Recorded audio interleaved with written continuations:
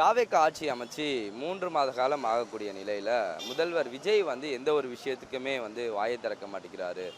மேகதாதை அணையில் இருந்து நீட்டு விஷயம் வரைக்கும் வந்து எந்த விவகாரத்துக்கும் முதல்வர் விஜய் வாயை திறக்க மாட்டேங்கிறாரு அப்படின்னு சொல்லிட்டு சர்ச்சை எழும்பியுள்ளது. இதை மக்கள் எப்படி பார்க்குறாங்க அப்படின்னு சொல்லிட்டு மக்கள்கிட்ட கேட்டு தெரிஞ்சுப்போம் வாங்க. கிட்டத்தட்ட 70 நாள் மேலே ஆட்சிக்கு வந்து இவர் எதுவுமே பேச மாட்டேங்கிறாருன்னா ஏற்கனவே மக்கள் எல்லாருமே சொல்கிறாங்க. வந்து ஒரு பத்திரிக்கை நிருபரை அவர் சந்தித்தா நல்லா இருக்கும் சார். பத்திரிக்கை நிருபரை ஒரு முதல்வர் வந்து ஏன்னா இந்தியாவின் 4ஆம் தூணு தான் பத்திரிக்கை. அது மூலமாக தான் நியூஸ் மூலமாக தான் மக்களுக்கு எல்லா விஷயமும் தெளிவு பெறும். சரியா? ஸோ அப்போ அந்த தெளிவு பெறக்கூடிய விஷயமான பத்திரிக்கைக்கு ஏன்னா இவர் பேட்டி கொடுக்குறது ரொம்ப நல்லது. என்னென்ன இதோ ஏன்னா இவர் வந்து சொல்லியிருக்கிறார் ஓப்பன் இதான் எங்களுக்கு நிர்வாகம் தான் நடக்கும், எதுலேயும் ஒளிமறைவு இல்லைன்னு சொல்லி தான் வாக்கு கேட்டு மக்கள்கிட்டேருந்து மக்களும் இவருக்கு ஓட்டு போட்டாங்க, திறந்த நிர்வாகமாக இருக்குண்டு.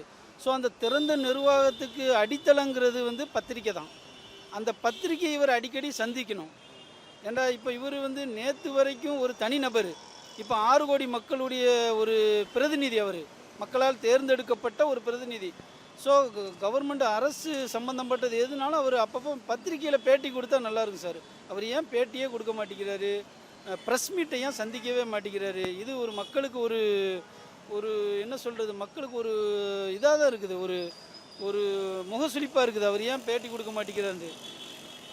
போன முதல்வர் இருந்தார், அவர் எதுனாலும் பத்திரிக்கைக்கு பேட்டி கொடுத்தாரு. ஏன்னா பத்திரிகை ப்ரெஸ் மீட்டை சந்திக்கிறது என்னுடைய அன்பான வேண்டுகோள். அவர் எதுக்கு தான் வாய் திறந்துருக்காரு? சட்டசபையில் கூட டக்குன்னு எதுக்கும் டிஃபெண்ட் பண்ணி பேச மாட்டேங்கிறாரு. ஏன் நீட் விஷயத்தில் கூட அவரே சேரிட்டபிள் ட்ரஸ்ட்டில் ஏதோ நீட்டுக்காக இன்வெஸ்ட்மெண்ட் பண்ணியிருக்காருன்றாங்க. அதே மாதிரி மேகதாது அணையில் இது வரைக்கும் ஏடிஎம்கே கவர்மெண்ட் டிஎம்கே கவர்மெண்ட் 2 இருக்கும் போதுமே தண்ணி திறந்து விடுறதுக்கு எப்பொழுதுமே குரல் கொடுப்பாங்க. பட் இந்த விஷயத்தில் அவர் ஒன்றும் பெருசாக ஒன்றும் இதுவும் எடுக்கலை, பதிலும் சொல்லலை. சம்மந்தப்பட்ட மினிஸ்டரும் எந்த விதமான ஒரு பதிலும் சொல்லாமல் இருக்கார். ரிப்போர்ட்டர் கேள்வி கேட்குறாங்க, அவர் மட்டும் போயிட்டே இருக்கிறாரு. ஒவ்வொரு மினிஸ்டரும் ஒவ்வொரு விதமாக பண்ணிகிட்டு இருக்காங்க. எதுதான் சரியாக நடக்குதுங்க? பாஜகன்னு ஒரு வார்த்தை கூட பேசுகிறதுக்கு இவருக்கு துணிவு வரமாட்டேங்குது அவருக்கு. ரெண்டாவது மேகதாது இன்னைக்கு வந்து இன்னைக்கு உள்ள நியூஸ் படி பார்த்தா கர்நாடகா வந்துக்காரங்க தண்ணி தர முடியாதுன்னு சொல்லிட்டாங்க. இதனுடைய எதிரொலியாக ஜனநாயகன் படத்தில் எல்லாத்துலேயும் முற்றிலுமாக நிறுத்திட்டாங்க கர்நாடகாவில். இந்த ஜனநாயகன் வசூல் பாதிக்குமேன்னு சொல்லிட்டு இவர் வாயை திறக்காமல் இருந்தார். இப்போ இங்கே தமிழ்நாட்டிலே எடுத்துட்டாங்க, எல்லா தேட்டர்லையும் எடுத்துட்டாங்க. ஆனால் மேகதாதுல இவருக்கு எந்த இதுவுமே சொல்ல மாட்டேங்கிறாரு.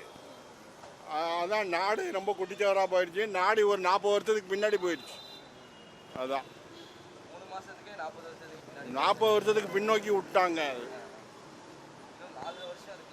ஆமாம், 4.5 வருஷத்து இப்போவே எலக்ட்ரானிக் ஓட் மிஷினை பற்றி நேற்று ஸ்டாலின் வந்து எடுத்துக்கிட்டு வந்தார். அது இன்னும் 7 நாளில் எப்படி பேட்டி நடக்கும்னு தெரியாது.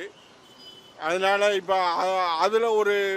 அதில் ஒரு குற்றச்சாட்டு வந்துச்சுன்னு வைங்க, குளத்தூர் பாபுவை தூக்கிட்டு ஸ்டாலின் அங்கே வைப்பாங்க. அவரை எலக்ட்ரானிக் ஓட் மிஷினில் தில்லுமுள்ளு பண்ணி வந்துட்டார், ஆட்சியை பிடிச்சிட்டாரு. இப்போ தொகுதி மறுவரைவு அது இது இல்லாமல் ஒரு 5-6 இது வந்து ஆர்எஸ்எஸ்காரங்க அஜெண்டா படி அதுபடி எல்லாமே நிறைவேற்றிட்டாங்க எல்லாத்தையுமே. ஆனால் இவருக்கு இன்னும் ஒன்றுமே எதிர்ப்பு குரல் கொடுக்க மாட்டேங்கிறாரு. பேண்ட் நீட்டு தேர்வுக்கு பற்றி எதுவுமே சொல்ல மாட்டேங்கிறாரு. அது எல்லாருமே இது பண்ணாங்க, அதுக்கு பற்றி எதுவுமே சொல்ல மாட்டேங்கிறாரு. இப்படி நாடு 40 வருஷத்துக்கு பின்னாடி போயிடுச்சு. 2026 இல்லை, இப்போ 1986க்கு போயிடுச்சு. அவர் வந்ததுலேருந்து வாய் தர்றக்காத முதலமைச்சர், புரியுதுங்களா? படம் வருதுன்னு கர்நாடகத்துலேருந்து அவர் கேட்க மாட்டார். அவர் படம் ரிலீஸ் ஆகணும் ஜனநாயகம், அதனால் நாட்டை பற்றி அவர் எதுவும் பேச போகிறது கிடையாது, புரியுதுங்களா? அவர் வந்ததுலேருந்து எந்த நாட்டுக்கு நன்மை இல்லை. ஏதோ திரைப்படத்தில் வந்த மாரி தான் அவர் கோட்டு போட்டுன்னு சுஞ்சி நிற்கிறாரு. ஒரு முதலமைச்சர் பொசிஷன்னு அவராண்ட கிடையாது, ஓகேங்களா? ஒன்று நல்லா வந்தால் ஒரு முதலமைச்சர் வந்து அடுத்தவங்க நாட்டை பற்றி தான் சிந்திக்கணும், மக்களுக்கு என்ன செய்யணும், ஓகேங்களா? அதை பண்ணணும். இது வரைக்கும் அவரை பற்றி ஃபீலிங் தான் இருக்குதா கண்டி, வேஸ்ட் ஆஃப் இது முதலமைச்சர். இப்போ இந்த நீட் இஷ்யூலாம் வந்து பெரிய அளவில் போயிட்டு இருக்கு. அப்படி இருக்கும்போது அந்த நீட்டை பற்றி கூட வாய் நான் அதுதான் சொல்கிறீங்க. ஒன்று புரிஞ்சுங்க, வாய் பேசாத ஒரு முதலமைச்சர் மேடையில் கத்துன கீச்ச எதிரி என்ன விரோதி என்ன எல்லாமே பண்ண, ஆனால் உன் செயலில் நடப்பட கிடையாது. சினிமாவில் காட்டுற மாரி காட்டாதீங்க, மக்களை பார். நீ வந்ததுலேருந்து அழும்பு காலம் தான் நாட்டில் நடக்குது. நீ வரும்போது உன் வண்டியை பார்த்தா எமன் தேடுற மாரி 4 பேர் சாகுறான். இதுமாரி முதலமைச்சர் யாருன்னா பண்ணிக்கிறானுங்களா? எவ்வளோ சினி ஆக்டர் வந்தாங்க. வர்ற இடத்துல மெசேஜ் கொடுத்துட்டு வரக்கூடாது. ஒரு ஃபங்க்ஷனுக்கு வரோம், ஒரு துணி கட்டில் வரோம், ரிப்பின்னு விட்டுறான்னா அதை தான் பார்க்கணும். நான் எல்லாருக்கும் செல்லில் சொல்லிவிட்டு நான் வர்றதுக்கு மக்களை திறந்து விட்டுட்டு அந்த துணி கடியை கவுத்துட்டு போகக்கூடாது. அதுதான் முதலமைச்சர். ஜோசப் விஜயன்றது அதாங்க. இதை கண்டினியூவாக நீங்கள் காட்டணும் டிவியில். வாய் திறக்காம தானே இருக்கார் அவர். நீட்டுக்கு பற்றி வாய் திறக்கணும். அதை மின்சாரத்துறை அமைச்சர் சொன்னார்ல, ஏன் இப்போ டாக்டர் மட்டும் தான் தொழிலா, ப்ளம்பர் ஆகலாம், கார்பெண்டர் ஆகலாம், ஆடிட்டர் ஆகலாம், அப்படிலாம் தொழிலாக இருக்குன்னு சொல்லியிருக்காரு மின்சாரத்துறை அமைச்சர். அவர் இப்போ நிர்மல்குமார் சார் நினைக்கிறேன், நிர்மல்குமார் சார் தான் சொல்லியிருக்காங்க. அதை மாதிரி ஆயிக்கிற வேண்டியதான். இனிமேல் நீட்லாம் நம்மளால் பிள்ளைலாம் வந்து எதிர்பார்க்க முடியாது. நான் குஜராத்லேயும் பீகார்லேயும் வந்துட்டு அதுக்காக நிறையா கொஸ்டின் பேப்பர்லாம் ரிலீஸ் ஆயிருதில்ல, நம்மளும் பார்க்குறோம்ல. நீட்டுக்கு கொஸ்டின் பேப்பர் ரிலீஸ் ஆனதுக்கப்புறம் தானே நீட்டே வச்சாங்க. அப்போ ரிலீஸ் ஆகி படித்தவங்களாம் நிலைமைடா என்ன அப்படின்றது இங்கே பற்றி விஷயம் எதுவுமே ஒரு வாய் கூட திறக்கலை. அவங்க எதுவும் திறக்கவும் மாட்டார். அவர் திறக்காதானே எப்படி திறக்க முடியும் அவங்களால? அங்கே திறந்தாங்கன்னா அவங்க வேறையாக திறந்துருவாங்க மேலே இருந்து. ஸோ அதனால் அவங்க வேறு பிரச்சனையாயிரும். இன்றைக்கி இருக்க அப்புறம் வந்த அமைச்சர்கள் நம்ம அங்கே இன்றைக்கி சேர்ந்துருக்காங்கல்ல புதுசாக நம்ம புதுக்கோட்டையிலேருந்து ஒரு சார் சேர்ந்துருக்காங்க, கோயம்புத்தூர்லேருந்து நிறையா சேர்ந்துக்கிட்டு இருக்காங்க. அதெல்லாம் திறந்தாங்கன்னா அப்புறம் விஜய் சாருக்கே நிறையா திறக்க வேண்டிய விஷயங்கள் நிறையா இருக்குல்ல, அதெல்லாம் திறந்துருவாங்களே. அதெல்லாம் வாயை திறக்கவே மாட்டாங்க, திறக்காமல் இருக்கணும். திறந்தாங்கன்னா அவங்க வேறு எதாவது திறந்துருவாங்க, மேலேருந்து வர திறந்தா பிரச்சனை ஆயிடலாம். திறக்காம தான் இருப்பார், திறக்க மாட்டாங்க. திறப்பான்னு எதிர்பார்க்க நம்ம முட்டாள்தனம். என்ன சொல்கிறாங்க, என்ன எது திறந்துருக்காங்க? இதுக்கு மேலே என்ன சொல்லியிருக்காங்க? அவங்க சொன்னால் ஏதாவது செஞ்சுருக்காங்களா? செஞ்சுருந்தால் திறக்கலாம். எதுவுமே செய்யாத போய் அவங்க திறக்க முடியும். அதெல்லாம் திறக்கலாம் மாட்டாங்க. பிரதர் மேதாதாகு பணியை பிரச்சனை பற்றி சொல்லணும்னா அது எப்படி பேசுவார்? அவர் பேசவே முடியாது. அவர் பேசுனா வந்துட்டு அவருக்கு பெரிய பிரச்சனை ஆயிரும்.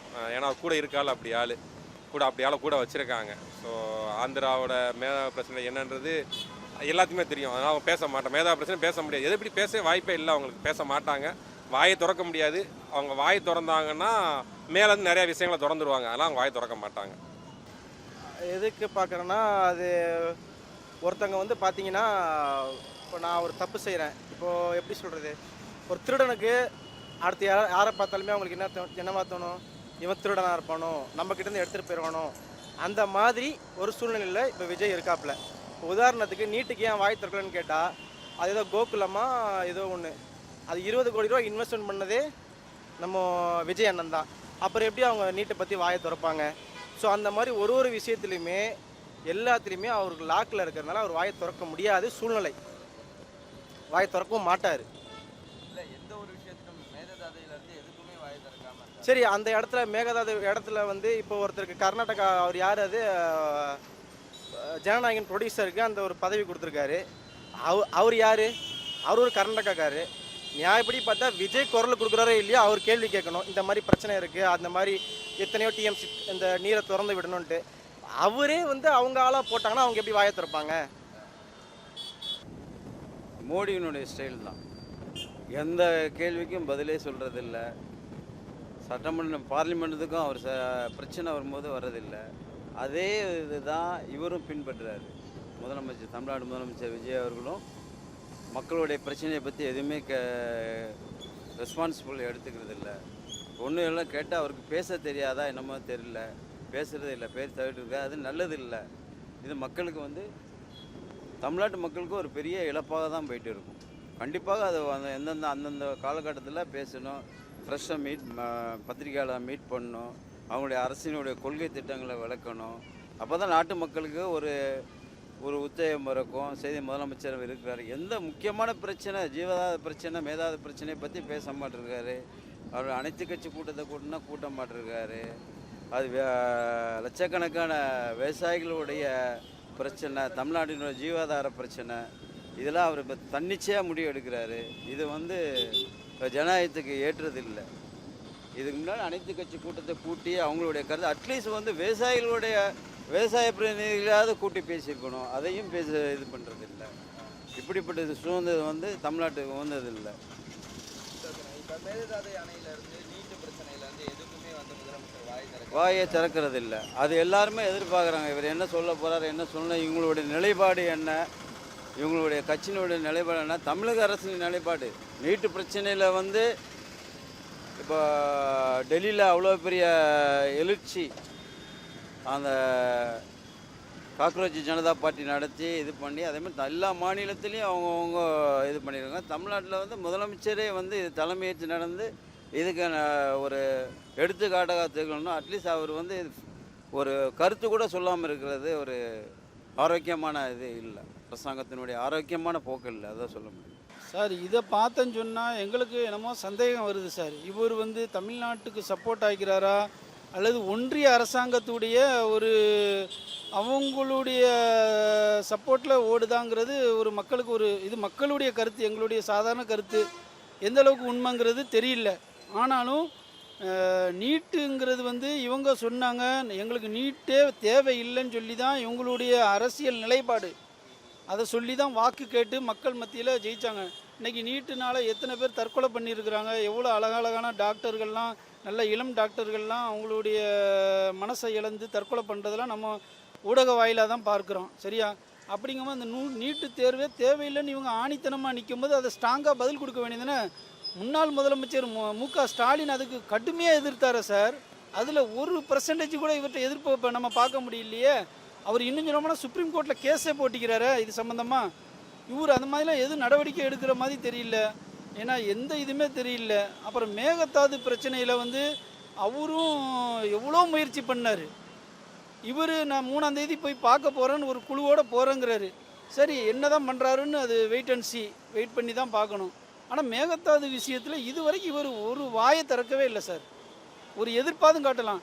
அங்கே டி.கே. சிவகுமார் என்ன சொல்கிறாருன்னா, நான் தர முடியாதுன்னு சொல்லி ஓப்பன் டிக்ளைனே கொடுக்குறாரு. இவங்க கூட்டணி ஆட்சி தானே சார், காங்கிரஸ் இங்கேயும் கூட்டணின்னு தானே இது அமைச்சரவையில் இருக்கிறது இல்லை. அப்போ என்ன செய்யணும், இன்னும் சொல்ல போனால் மேகதாது பிரச்சனையில் சுமூகமான தீர்வு கூட எட்ட வாய்ப்பு இருக்குது. ஏண்டா காங்கிரஸ் வந்து போன பீரியடில் மு.க. ஸ்டாலின் பீரியடில் வந்து அமைச்சரவையில் பங்கு பெறையில. சரியா? ஸோ இவங்க ஒருபடி மேலே அமைச்சரவையில் கூட காங்கிரஸ் பங்கு பெறுது. அப்படிங்கும்போது பக்கத்து மாநிலத்தில் காங்கிரஸ்காரங்க கேட்டு கொடுக்கலாம்ல. தமிழ்நாட்டுடைய அக்கறை, காங்கிரஸ்காரங்களுக்கு தமிழ்நாட்டு மேலே அக்கறை இருந்தால் அவங்க ஆட்சி தான் அங்கே நடக்குது. கர்நாடகாவில் அவங்க ஆட்சி தான். டி.கே. சிவகுமார் வந்து அங்கே உள்ள மாண்புமிகு முதலமைச்சர் டி.கே. சிவகுமார் என்ன சொல்கிறாரு, அவர் ஓப்பன் டிக்ளைனே கொடுக்குறாரு, நான் தர முடியாதுங்கிறாரு. இதையும் ஊடக வாயிலாக தான் நாங்கள் தெரிஞ்சுக்கிட்டோம். ஸோ இதுக்கு இவர் வாயே திறக்க மாட்டேங்கிறாரு. 3ஆம் தேதி போகிறேங்கிறாரு சார். போகிறேன்டா மக்களுக்கு தெளிவுபடுத்தணும்ல சார். ஒரு மீடியா ப்ரெஸ் மீட் வைக்கணும், மக்களுக்கு தெளிவுபடுத்தணும். நான் என்ன பண்ண போகிறேன், மேகதாது விஷயத்தில் என்ன பண்ண போகிறேன்னு அமைச்சர்கிட்ட கேட்டேன்னு சொன்னால் அமைச்சர்கள் நோ கமெண்டுன்னு போகிறாங்க. அமைச்சர்களும் ஒரு ஒழுங்கான பதில் தர்றதில்லை. ஸோ மக்கள் எதிர்பார்ப்பாக இருக்கிறாங்க சார். இது போக இன்னும் நான் கேட்க வேண்டியது இருக்குது. 2500 ரூபாய் சொன்னாங்க மக்களுக்கு. அந்த பேங்கில் மகளிர் உதவித்தொகை 2500 ரூபாய் சொன்னாங்க. ஆட்சிக்கு கட்டிலில் ஏறி 3 மாதம் மேலாச்சு. சரி பட்ஜெட்டு முன்ன பின்ன வருது கொள்ளுது அதெல்லாம் எல்லாம் ஓகே சார். நேற்று ஆட்சிக்கு வந்து இன்றைக்கி கேட்கல, 3 மாதம் மேலே ஆயிடுச்சு. அவர் 1000 ரூபாயை, ஆனால் அந்த திட்டத்தை கொண்டு வந்ததே மு.க. ஸ்டாலின் தான் சார். அவர் முன்னாள் முதலமைச்சர் தான் கொண்டு வந்தார்.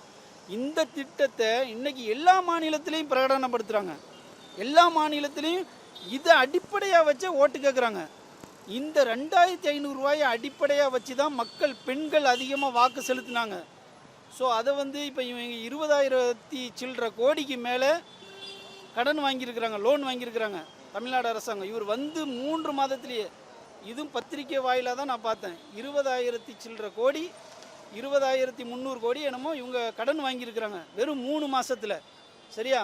அப்போ இதுக்கு கொஞ்சம் தாமதமாகும்னு சொல்கிறாங்க. அந்த கடனுக்கு என்னென்ன அவங்க பண்ணாங்கன்னு மக்களுக்கு தெளிவுபடுத்தணும்ல சார். அதுக்கு ப்ரெஸ் மீட்டு தானே சார் காரணம். அவர் ப்ரெஸ் மீட்டே சந்திக்க மாட்டேங்கிறது, அதுதான் வேதனையாக இருக்குது. அவர் தான் சொல்லிட்டாரு, ஒர்க் மோர் டால்குலஸ்ன்ட்டு. நான் கண்டது திறக்க மாட்டேன், வேலையில் தான் முக்கியமாக இருப்பேன். அனாவசியமாக பேச்சு, பத்திரிக்கை ரிப்போர்ட் கொடுக்கறது அதெல்லாம் என்கிட்ட இருக்காது. வேலை தான் எனக்கு முக்கியம். அனாவசியம் பேச மாட்டேன்னு சொல்லிட்டாருல்ல. எல்லாத்தையும் ஆட்டோமே நல்லா நடந்துகிட்ருக்கு. ஆட்சி அருமையாக இருக்குது. மேலே அன்னைக்கு தான் நாளைக்கு போக போகிறாரு. தண்ணி திறக்கணும், ஆனால் கர்நாடகா வந்து கொடுக்க மாட்டேன்னு சொல்லிட்டு இருக்காங்க. சுப்ரீம் கோர்ட்டில் தண்ணி கொடுக்க சொல்லியிருக்கிறாங்க. சுப்ரீம் கோர்ட்டில் ஒரு வினாடிக்கு 350 டிஎம்சி தண்ணி கொடுக்கணும்னு சொல்லியிருக்கிறாங்க. நாளைக்கு கேரளாவுக்கு இது கர்நாடகா போகிறாரு, தண்ணி கொடுப்பாரு. அப்போ இந்த